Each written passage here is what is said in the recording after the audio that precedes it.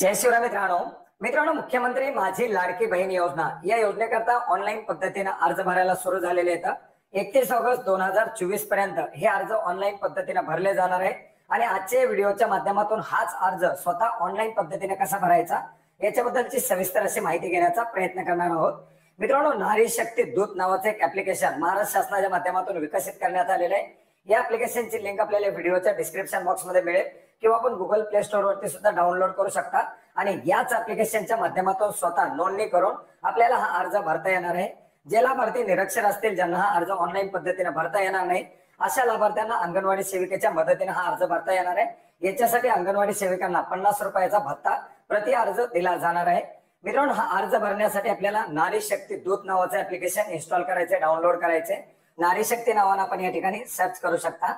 नारी शक्ती सर्च केल्यानंतर पाहू शकता नारी शक्ती दूत नावाचे ऍप्लिकेशन आहे. मुख्यमंत्री जनकल्याण कक्ष साधारणपणे 10 MB चे ऍप्लिकेशन आहे. आपल्याला डाउनलोड करायचंय. डाउनलोड करून याला इन्स्टॉल करायचंय. इन्स्टॉल केल्यानंतर ऍप्लिकेशन ओपन करायचंय. ऍप्लिकेशन ओपन केल्यानंतर ऍप्लिकेशन बद्दलची माहिती थोडक्यात दाखवली जाईल. ही माहिती आपण वाचू शकता किंवा याला डायरेक्टली आपण स्किप करून लॉग इनच्या पेज वरती जाऊ शकता. याच्यामध्ये काही नवीन ऍप्लिकेशन असल्यामुळे आपल्याला परमिशन मागितल्या जातील, त्याला सुद्धा आपल्याला ऍक्सेप्ट करायचंय. लॉग इन मध्ये आपल्याला मोबाईल नंबर टाकायचा आहे. ऍक्सेप्ट टर्म्स अँड कंडिशन वरती क्लिक करायचंय. या ऍप्लिकेशनच्या वापराच्या टर्म्स अँड कंडिशन आपल्याला या ठिकाणी दाखवल्या जातील आणि या टर्म्स अँड कंडिशन आपल्याला ऍक्सेप्ट केल्याच्या. टर्म्स अँड कंडिशन ऍक्सेप्ट केल्यानंतर आपल्याला लॉग इन वरती क्लिक करायचंय. याच्यानंतर आपण जो मोबाईल नंबर दिलेला आहे या मोबाईल नंबर वरती एक ओटीपी पाठवला जाईल. 4 डिजिटचा हा ओटीपी आपल्याला SMS द्वारे पाठवला जाईल. साव IT नावाने आपल्या ह्या SMS पाठवला जाणार आहे. याच्यामध्ये आलेला ओटीपी एंटर करून व्हेरीफाय ओटीपी वरती क्लिक करायचे. व्हेरीफाय ओटीपी वरती क्लिक केल्यानंतर आपला प्रोफाईल अपूर्ण आहे असं आपल्याला या ठिकाणी दाखवलं जाईल मेन मुख्य पृष्ठावरती. आणि आपला प्रोफाईल पूर्ण करण्यासाठी आपल्याला काही माहिती भरावी लागणार आहे. याच्यामध्ये अर्जदार महिलेचं पूर्ण नाव, ज्याच्या नावावरती आपण प्रोफाईल अपडेट करत आहोत, ज्याच्या नावावरती प्रोफाईल बनवत आहोत, त्याचं पूर्ण नाव या ठिकाणी द्यायचंय. याच्यानंतर मेल ID द्यायचा आहे. आपला जिल्हा सिलेक्ट करायचा आहे.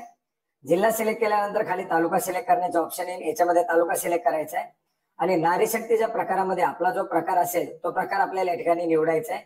याच्यामध्ये सामान्य महिला आहे किंवा इतर काही अंगणवाडी सेविका वगैरे जे काही आपला नारी शक्तीचा प्रकार असेल तो नारी शक्तीचा प्रकार निवडून आपल्याला या ठिकाणी प्रोफाईल अपडेट करायचे. प्रोफाईल अपडेट झाल्यानंतर आपल्याला मुख्य पृष्ठावरती आपलं प्रोफाईल दाखवलं जाईल. याच्यामध्ये मेन जे नारी शक्ती दूतचा मुख्य पृष्ठ आहे याच्यावरती आपल्याला क्लिक करायचे. ज्या ठिकाणी आपण पाहू शकता महिलांची योजना, केलेले अर्ज आणि मुख्यमंत्री लाडकी बहीण योजना अशा ऑप्शन दाखवल्या जात आहेत. आणि याच्यामध्ये मुख्यमंत्री माझी लाडकी बहीण योजना जी आहे या योजनेवरती आपल्याला क्लिक करायचे. या योजनेवरती क्लिक केल्यानंतर आपल्या समोर या योजनेचा अर्ज खुलणार आहे, ज्याच्यामध्ये मुख्यमंत्री माझी लाडकी बहीण योजनेचा अर्ज, महिलेचं संपूर्ण नाव, अर्जदाराचं संपूर्ण नाव याच्यामध्ये आपल्याला भरायचंय. याच्यानंतर पती वडील जे नाव असेल ते आपल्याला त्या ठिकाणी नाव द्यायचंय. पतीचं नाव असेल तर पतीचं नाव एंटर करायचंय. वडिलाचं नाव असेल तर वडिलाचं नाव एंटर करायचंय. जन्मदिनांक निवडायचे. कॅलेंडर दाखवलं जाईल. याच्यामधून सर्वात प्रथम आपल्याला वर्ष निवडायचे. वर्ष निवडल्यानंतर जो महिना आपला जन्म तारखेचा असेल तो महिन्यावरती आपल्याला जायचंय आणि त्याच्यामध्ये आपली जी जन्मतारीख असेल त्या जन्मतारखेवरती क्लिक करून आपल्याला ओके वरती क्लिक करायचंय. आता आपली जन्मतारीख दाखवली जाईल. जन्मतारखेनुसार वय जे आहे ते वय दाखवलं जाईल. याच्यानंतर जन्माचं ठिकाण या ठिकाणी दिलेलं आहे. ते जन्माचं ठिकाण आपल्याला याच्यामध्ये सिलेक्ट करायचंय. याच्यासाठी आपल्याला सर्वात प्रथम निवडायचंय जिल्हा. जिल्हा निवडल्यानंतर आपल्याला तालुका निवडायचा आहे.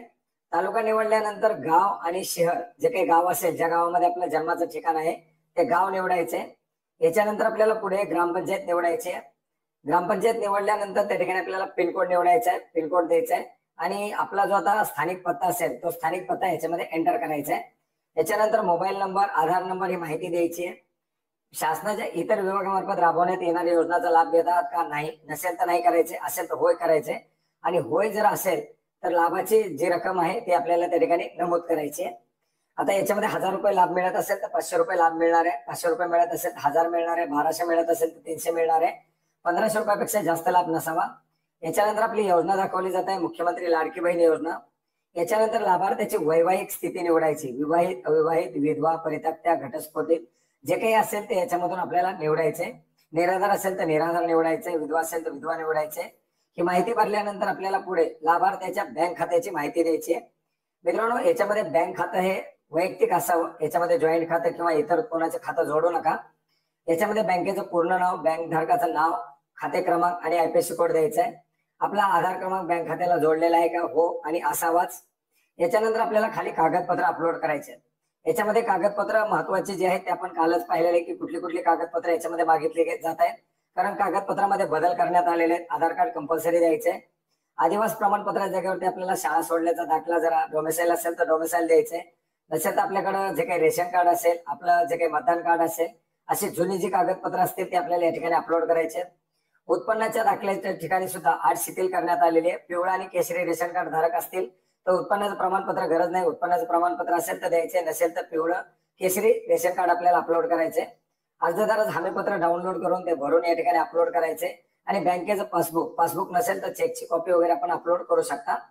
याच्यानंतर अर्जदाराचा फोटो, त्याच्या ठिकाणी आपल्याला कॅमेरा सुरू होईल. अर्जदाराला समोर उभा करून आपल्याला एक फोटो क्लिक करायचा आहे. ही कागदपत्र आपली आलेली आहेत. अर्जदाराचा फोटो देखील या ठिकाणी आलेला आहे. ही सर्व माहिती आल्यानंतर आपल्याला खाली पुढे सबमिट करा, दाखल करा नावाचे ऑप्शन दाखवले जात आहे. माहिती जतन करा दाखवली जात आहे. यापूर्वी आपल्याला एक हमीपत्र जे डिक्लेरेशन आहे ते आपल्याला एक्सेप्ट करायचे आहे.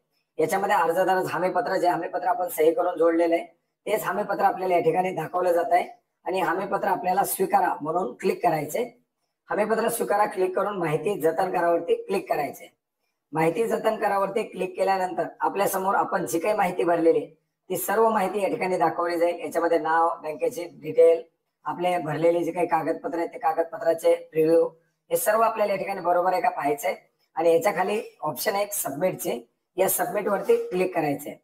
सबमिट वरती क्लिक केल्यानंतर पुन्हा आपण जो मोबाईल नंबर दिलेला आहे या मोबाईल नंबरवरती एक ओटीपी पाठवला जाईल. हा ओटीपी आपल्याला दिलेल्या बॉक्समध्ये एंटर करायचा आहे. 4 डिजिटचा ओटीपी येईल. हा 4 डिजिटचा ओटीपी आपल्याला या ठिकाणी एंटर करायचा आहे. आणि फायनली व्हेरीफाय ओटीपी वरती क्लिक करायचे. व्हेरीफाय ओटीपी वरती क्लिक केल्यानंतर आपण जो भरलेला अर्ज ओटीपी बरोबर असेल तर आपला सर्वे हॅज बीन व्हेरीफाईड दाखवला जाईल आणि आपण केलेला अर्ज आपल्याला थोडक्यात दाखवला जाईल. मेन मुख्य प्रश्नावरती यापूर्वी केलेल्या अर्जामध्ये आपला जो अर्ज आहे तो अर्ज आपल्याला या ठिकाणी दाखवणार आहे. त्याच्यामध्ये आपण पाहू शकता आपल्या अर्जाची स्थिती दाखवली जाते, आपल्या अर्जाची माहिती दाखवली जाते आणि आपल्याला एक जो सर्वेक्षण क्रमांक दिलेला आहे तो सर्वेक्षण क्रमांक अर्थात आपल्या अर्जाचा क्रमांक या ठिकाणी दिलेला आहे. जो अर्जाचा क्रमांक पुढे आपल्याला अर्जाची प्रक्रिया सुरू असताना माहिती पाहण्यासाठी लागणार आहे. मित्रांनो, याच्यानंतर पुढे बऱ्याच साऱ्या प्रक्रिया आहेत ज्याच्यामध्ये अर्जाची छाननी होणार आहे, त्याची यादी लागणार आहे. आता याच्या संदर्भातील पुढच्या ज्या प्रक्रिया आहेत त्याची टाइमलाईन देण्यात आलेली होती. पूर्वी अर्ज भरण्याची शेवटची तारीख 15 जुलै होती. त्याच्यामुळे 15 जुलै नंतर या अर्जाची छाननी वगैरे सुरू होणार होती. परंतु आता या अर्ज भरण्याची शेवटची तारीख ही 31 ऑगस्ट करण्यात आलेली आहे. त्याच्यामुळे आता GR नुसारची पूर्वीची प्रक्रिया चालू राहते का, जे लाभार्थी 15 जुलै पर्यंत अर्ज करतील त्यांची पहिली यादी बनते का, हे देखील पाहण्यासारखं असेल. आणि त्याच्या संदर्भातील जे अपडेट येतील ते अपडेट आपण वेळोवेळी घेणार आहोत. मित्रांनो, 31 ऑगस्ट पर्यंत जो भरलेला अर्ज असेल या लाभार्थ्याला सुद्धा लाभ जो मिळणार आहे तो 1 जुलै पासून असणार आहे. त्याच्यामुळे ऍप्लिकेशन आता सध्या आणखी लोडवरती आहे. ऍप्लिकेशन सुरळीत झाल्यानंतर अर्ज भरण्याचा प्रयत्न करा, जेणेकरून याच्यामध्ये चुकाही होणार नाही आणि कागदपत्र अपूर्णसह अर्जही केला जाणार नाही, जेणेकरून आपला अर्ज बाद होणार नाही. तर काही गडबड न करता व्यवस्थितपणे आपला अर्ज करा आणि या महत्वाच्या योजनेमध्ये पात्र होण्याचा प्रयत्न करा. धन्यवाद.